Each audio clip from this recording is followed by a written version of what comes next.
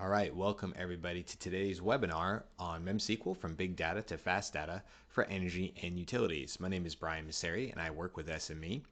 And let's just start off by talking a little bit about SME. We're headquarters right here in Tampa, Florida. We have premier services, everything from business intelligence, integration. We do a lot with data analytics, process improvement, and project management. But ultimately, our primary interest is in reaching your objective. Now you can see on this quick slide that we work in a variety of verticals, and these are just some of the clients we've worked with over the years.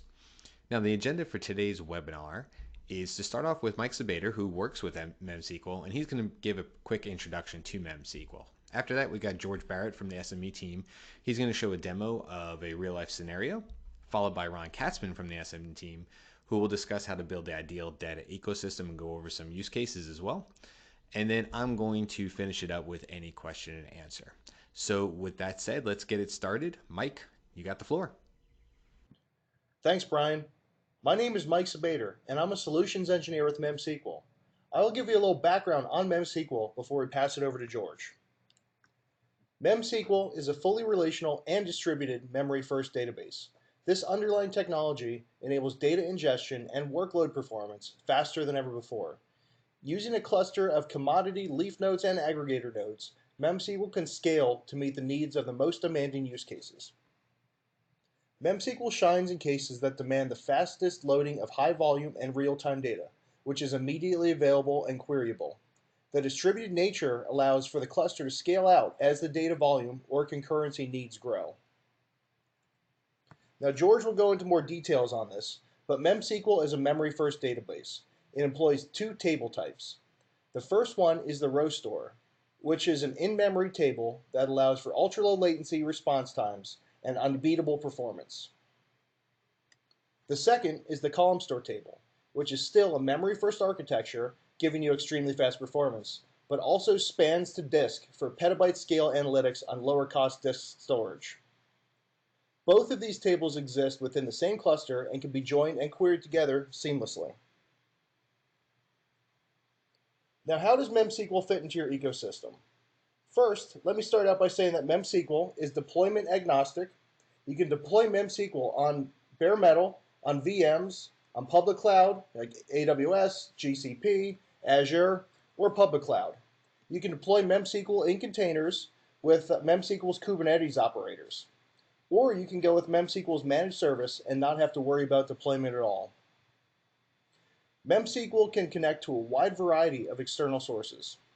MemSQL's native pipeline tool can pull data from Kafka, S3, Azure, HDFS, or from the file system. Exactly one semantics ensure that data is always loaded once and only once. You also have the option of using third-party ETL or CDC tools. On the other side, MemSQL is MySQL wire protocol, which means that we can connect to a large number of existing BI tools and applications. You can see some of the examples here. Or you can connect your existing applications using standard ODBC or JDBC connections. So that is MemSQL at a very high level. I'm going to pass it over to George now to give you a deep dive into a great use case. Thanks, Mike. For my demo, I'm going to use a real-life scenario on how MemSQL transformed an organization's data capabilities by solving a critical problem. Let's take a look at the situation. At our utility company, there's a proposal for a new meter network model. We're going to see an increase to the number of meters in the network, which will result in a new meter read volume of 100,000 data rows per second. As we add more meters to the network, the number will expand over time. Only taking that requirement into consideration, our current database infrastructure will not be able to handle this. And furthermore, trying to scale up as needed will not only take a lot of time, but it will be expensive and resource intensive as well. We're going to need to look for a better solution. So let's examine the requirements for our new database solution. First and foremost, we need to be able to ingest the data as fast as it becomes available to reduce a massive lag buildup. Once that data is in the database, we need to be able to aggregate it on 3 different levels. These levels are by meter, meter per day, and meter per month.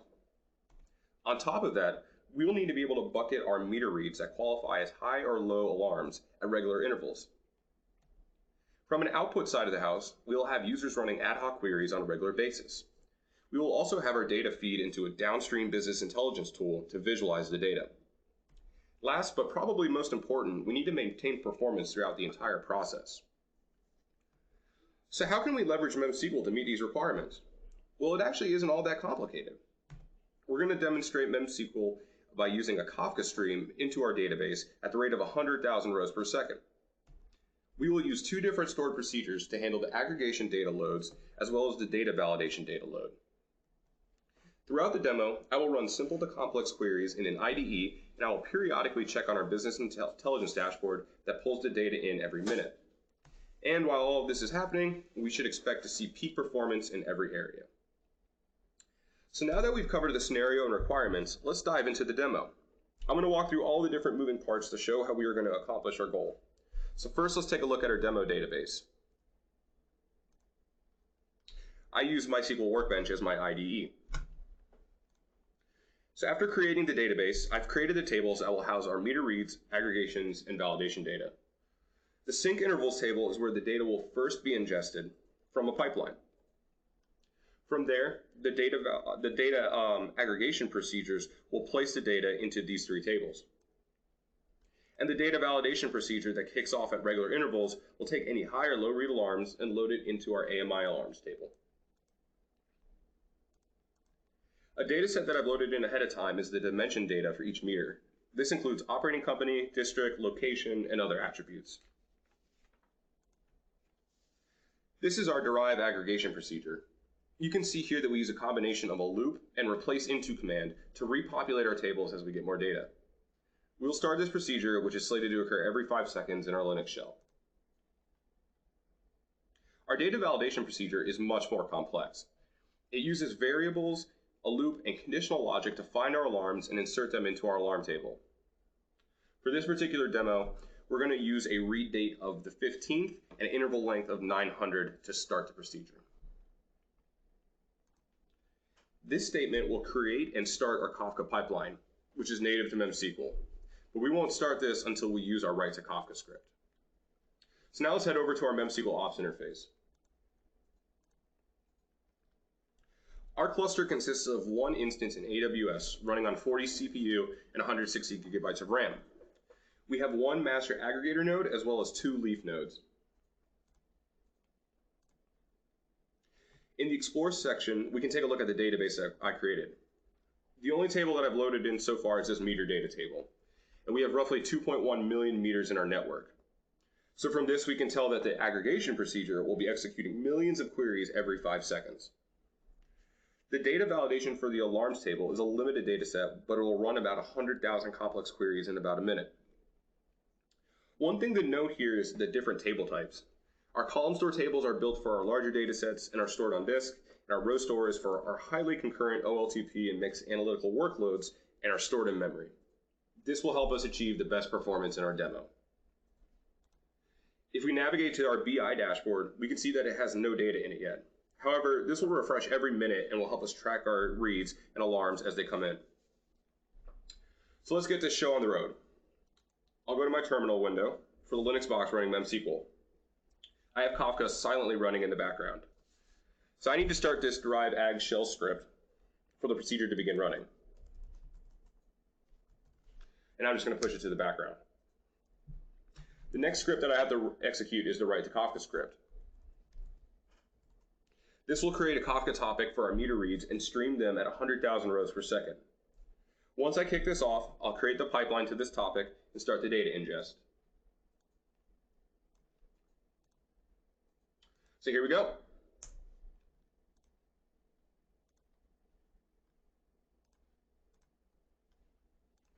We can navigate over to data sources, and you can see that we have our pipeline here and it is running.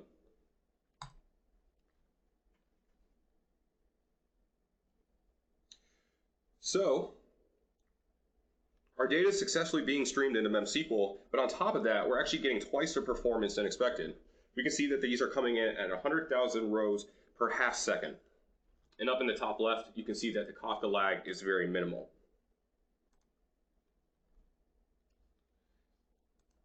And you can see that compared to earlier, that our CPU is running very highly. If If I go over here to refresh the schema, you can see that we're already getting the data for all of our different aggregations. So I can go over here and run a few ad hoc queries. You see that we're getting sub-second results. And here's some aggregation data. Okay, let's go back to our pipeline.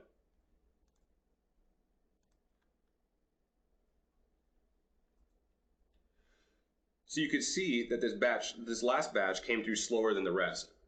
Our data has hit the 15th of the month, so the data validation procedure has begun. And as mentioned before, this is firing off over 100,000 complex queries to check for alarms. We're going to build up a little Kafka lag here, but it should recover once the procedure is done and it's caught up with the data.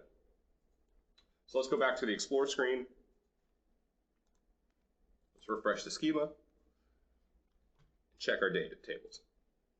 So all of them have data now. And you can actually see the memory usage for the row store tables versus the column store tables. In our BI dashboard, we have begun to get data for not only our reads, but now we've got the alarm data as well. You can see here by the combination of district and the alarms that we're joining the alarm table on the meter data table in our queries behind the scenes. So we're not just working with one table. In the MySQL Workbench, I can continue to run those ad hoc queries on top of my analytical and BI queries.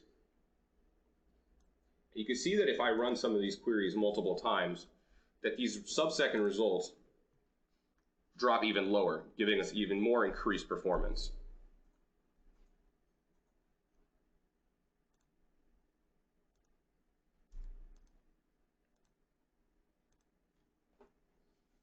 And you can see now that the data validation procedure has completed. It's going to start loading the data in at a higher rate so that it can catch up to this Kafka lag. So let's go back to our original requirements. So not only were we able to ingest data faster than the requirements stated, but we were able to achieve double the speed than anticipated. Our derived aggregation procedure was able to aggregate our data on 3 levels every 5 seconds. Our reads yield some values that were considered high or low alarms. I was able to run sub-second ad hoc queries on tables being utilized in procedures, as well as pull data into joins from my business intelligence dashboard every minute. And on top of all of that, my performance stayed consistent. Even when heavy workloads came into play, our Kafka stream returned to normal when completed. And the best part is that even if I do reach the day that my current infrastructure is outpaced by my data requirements, MemSQL makes it incredibly easy and fast for me to scale out on modern, cheaper hardware than legacy systems. So not only have we solved our problem for today, but we are ready for whatever the future's data needs have in store for us. Thank you. All right, well, thank you, George. Very impressive. Now let's take a brief look at how MemSQL can be the heart of a modern data ecosystem and how it helps address challenges utilities have to advance their analytic capabilities. My name is Ron Katzman. I work at SME Solutions Group. And at SME Solutions Group, we specialize in helping utilities achieve analytics maturity and return on investment from their BI investments. We have a lot of depth in the utility space and are proud of some of the benefits we've been able to help customers realize from their analytics work and time.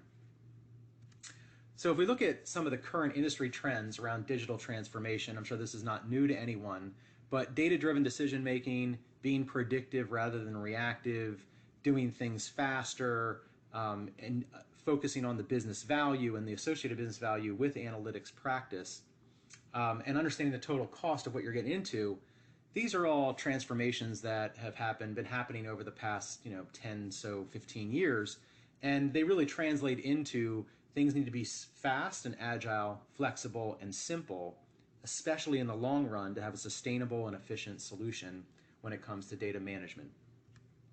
So we look at some of the analytic use cases in the energy and utility industry. Kind of summarizes here that there's a lot of them and a lot that they're currently underway, but more so the ones that they're going to be focusing on over the next 3 years. And things like outage management and cybersecurity, DA, and DER, as well as energy storage. All of these use cases, one thing that's interesting about them is that they're all very ripe for things like IoT and fast data.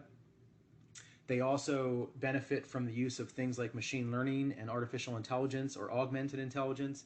And so this is kind of the current state and where utilities are at with trying to take advantage of some of these use cases and getting the data and the analytics practice associated to get some value out of them. So we look at a summary of some of these key findings. Many utilities, almost 70% of utilities, agree that IoT is critical, and over half already are using some type of IoT technology. So that's good. However, we also come down here that they agree that it's critical to the success using things like AI. Not too many have a specific and comprehensive strategy, and if you come down here and see about AI and IoT in conjunction, really not too many expansive deployments on either technology. But utilities all believe that using AI and IoT in coordination will be crucial for long-term viability and success. So that obviously creates a gap, right? So we look at some of these concerns on why utilities haven't necessarily implemented these capabilities and are thriving with it. This is a recent survey where they have major concerns or significant concerns regarding IoT and AI in general. And you see here you have security and data privacy are the two biggies, but then you have all the others. Am I going to be able to afford it? Am I going to have the ability to collect the data? Am I going to have the ability to analyze the data? These are all, and of course the organizational focus. Do I have the skills and the structure in my organization to really thrive and do this well as a process? So these are some of the barriers and concerns that utilities have with jumping into the AI and IoT technology suite and why they're a little hesitant to invest here. So if we recap this problem, it simply is that energy companies see many opportunities to benefit from stronger analytic capabilities, really from IoT, real-time data, and large disparate data sets. And then there's challenges to realizing those benefits, including technical solutions that need to be capable to meet all their needs, yet simple and cost-effective to fit into their budgets. So let's take a look at some solutions. Originally, back in the day, right, you had traditional data warehouses, and the architectures were simple, yet they were rather slow, right? And what we call the event to insight cycle time is pretty long here, right? So that doesn't work so well in today's digital transformation utility. Then you get a little bit more complex, right? You start adding things then to speed things up. You start adding things to handle the data and the disparate data sets and to serve these larger users that you're having of this data. So they get a little bit faster, but they really kind of linear scale to the complexity and cost side as well, unfortunately. And so you're left with a lot of different components to manage, and it's not necessarily that simple or cost effective in the long run. Then, you think about Hadoop for a little bit, and Hadoop is fine, although I wouldn't say necessarily solve this problem of speed with simplicity and efficiency as well. There are some limitations. The computing and storage workloads are pretty tightly coupled together, so you don't get the independence there to really run at some of the superior speeds that digital transformation requires. It's also not cheap or simple to deploy or operate after you're done. So, solution that we think's really the one to look at in the future is using MemSQL as the heart of your data ecosystem. And if we look at this in a little bit more detail, what it really does is it eases a lot of concerns with your data solution in the heart of it, right? Limitless data storage, fast ingest. You saw George in his demo do hundreds of thousands of rows per second. If you needed to go millions of rows per second, so be it. But you need to have that capability right in the middle. Simplicity, reuse of SQL skills, right? Most shops these days, analytic entities, have good SQL skills. You don't have to learn something new, right? It's all SQL based. So that makes it very efficient to manage, as well as less costly to scale up with new skill sets for everybody on the team. And then, of course, it's available in cloud or on-premise, allowing for capitalization and so forth. So in summary here, what we see with this modern architecture is at least 10 times the performance of traditional systems at about 1/3 of the cost of some of the other solutions. So this is what we think the heart of the new modern digital transformation data ecosystem can be. Here's all the reasons why. Now, let's take a look at some case studies with utilities where they've deployed MemSQL with significant benefits. Here's one utility, a large utility, used MemSQL as a real-time platform for operational analytics. They use it as their data hub. Couple of things of note here, they were able to stream their data through MemSQL, apply some basic business logic, and start analyzing billions of records to find theft within 10 days of starting with MemSQL. So it's meant to be fast, you should do it efficiently, and one of the jobs that was run here that MemSQL came in and optimized, phenomenal amount of improvement there, right? Reducing legacy job processing time from over 22 hours to under 20 seconds. And those are the types of benefits and significant benefits that we're seeing some of these utility customers having, all at a significant lower cost footprint. Another top energy utility, operating in many different states. They built this as kind of their main data hub with smart meter data, SCADA data, transmission data into one single unified platform, which allows for real-time access and endless analytic opportunities. And we listed some of the benefits that they saw there with lower operational costs, happier customers, and they're processing and analyzing billions of data points quickly, and it's never been able to be done before, let alone to be done efficiently and at low cost. And then lastly, in the drilling and oil and gas world of utilities, one of the businesses that we saw use their IoT data from their drilling operations to manage drill bits a little bit tighter and other assets associated with it, using some real-time predictive analytics to score some of the failure data. And this has resulted in, after it's been implemented, about $1 million per day in drilling operation cost savings by having this ability to manage the data and leverage it to a business value of predicting when failures will happen, and they're able to monetize this level of benefit. So as you see here, coming back to some of these concerns that were existing for utilities but get addressed with MemSQL, we hit on several of those, right? It definitely helps you stream the data and manage the data to help your security profile and manage data privacy. It's also a good one for your budget. And then it certainly lights up and enables your data collection capabilities and your data analysis capabilities. So that's why we believe it addresses these concerns. It's efficient, it's simple to use, and it's certainly the fastest thing we've seen on the planet. So that's why we think that MemSQL is a really good fit to be the heart of a modern data ecosystem. So in summary, just looking at the MemSQL stack and how it operates: simple, high performance, low cost, and very flexible. So that's all I had. I'm going to turn it over to Brian now for some questions and answers. Thank you. Okay, thanks, Ron. I appreciate it. So I think we have time for at least two questions, and these are two that I definitely wanted to make sure we talked about today on the webinar. So the first one comes from Paul, and his question is, what is the typical time for an implementation and getting my people trained in using the software? This is definitely a question that comes up a lot. And the truth is, we've seen time value as short as 2 weeks with MemSQL to help improve speed and enable the data for use cases. Example is in the use case Ron showed, where the utility was able to identify theft with the data processed through MemSQL in 10 days, plus the 22 hours to under 20-second query improvement was seen soon after those 2 days. So they're definitely meant to be fast, right? The second question that came in was from Jane, and her question is, how does MemSQL compare to Snowflake? Okay, we see this a lot. What's different about MemSQL? So look, Snowflake is a fine database, but it's limited to cloud deployments, which many utility customers shy away from or struggle to capitalize. MemSQL also has the superior real-time data ingestion that George showed in his demo that is unrivaled by any other competitor. So MemSQL processing speed is significantly faster as well, and it's all done at a lower price point than what you would maybe see with Snowflake.